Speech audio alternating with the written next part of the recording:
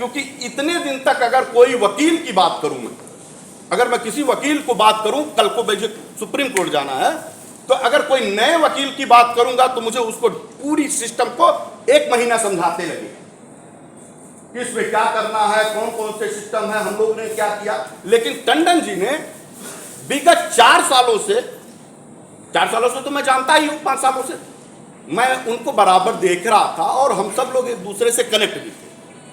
जितनी जानकारियां सहारा के समूह के लोगों के पास है उनको बचाने के लिए, उससे कहीं ज्यादा जानकारियां अजय टंडन जी को, उनको और आपको रिलीफ दिलाने के लिए है, आपके सिस्टम को रिलीफ दिलाने के लिए है। जितनी अच्छी बहस सुप्रीम कोर्ट में खड़े होने के बाद अगर उनके वकील कपिल सिब्बल कर सकते हैं, तो उससे कहीं अच्छी बहस हमारी टीम के लिए अजय टंडन जी कर सकते हैं।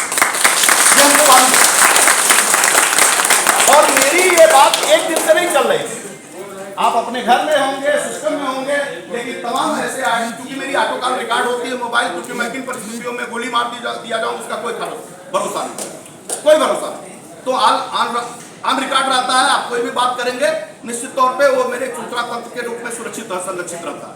ये खुले लोग जानते भी है, बहुत सारे लोग हिंदुस्तान के जो जानते हैं।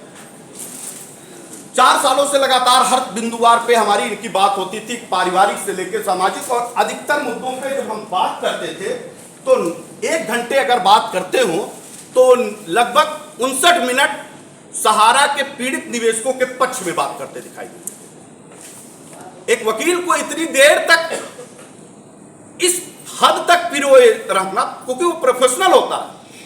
वकील को क्लाइंट से मतलब कि केस लगा, अपना एफिडेविट लगाया, उस पे सब्जेक्ट तैयार किया, हारे जीते उससे कोई मतलब नहीं, उसके पास 1000 लोगों की फौज होती है। अगर वो सुप्रीम कोर्ट का वकील है तो क्या ही कहना, उसको फुर्सत ही नहीं है काम करने के लिए, बात करने के लिए। लेकिन मैंने अगर बात किया अगर 1 घंटे, तो उसमें आपको 59 मिनट सिर्फ सहारा के उन गरीब पीड़ित निवेशकों की हितों की बात करते दिखाई। ठीक है, आपका प्रोफेशन है। अगर कोई भी आदमी दिल्ली से यहां आएगा और वो किसी अपने भी संसाधन से आएगा तो उसको पैसे लगेंगे। अब वो जरूरत है कि हम कितने कम पैसे में कहां से चले जाएं जिससे हम इस मुकाम पे पहुंच जाएं। तो वो तो हर बिंदुवार पे आपके साथ फिट बैठता है, क्योंकि हम जहां जा रहे हैं वहां पैसे ही लगेंगे, इसमें कहीं बट नहीं। आप अपना घर बेच दीजिए, आप अपनी जेब में कुछ रखे रहिए, आपके पास कुछ ना हो या कहिए हमारे पास कुछ नहीं है, तो उससे काम नहीं चलेगा, कतई नहीं चलेगा। जिनको रहना हो रहे, उनका नहीं जाना हो चले, पैसे तो लगेंगे, क्योंकि आपने एक ऑप्शन, एक रास्ता खोज दिया जहां पैसे नहीं है।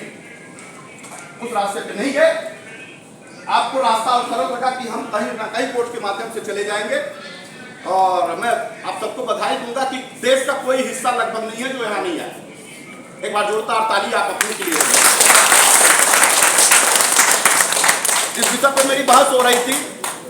आप पहली बार जब भूख हड़ताल पे बैठे थे तो मैं जाकर के इनका अनशन तोड़वा दिया था। इस नाते इन्होंने कहा, मैंने 2 दिन बाद कहा था कि आप अनशन तोड़ दीजिए, मैं 1 लाख लोग लेके आऊंगा। वही वो रट बनाए बैठे हैं कि तुम कह रहे तो 1 लाख लोग लेके आऊंगा और मेरा अनशन तोड़वा दिया। हमने कहा मैंने तुम्हारी जान बचा दी दादा, नहीं तो मुझे गुमती में तुमको फेंकना होगा। मैंने जान बचाना जरूरत था कि 1 लाख लोगों को लाना जरूरी, क्योंकि वहां तो योगी आदित्यनाथ किसी को सुनता नहीं। हम इन लोगों के लिए जान देने को तैयार।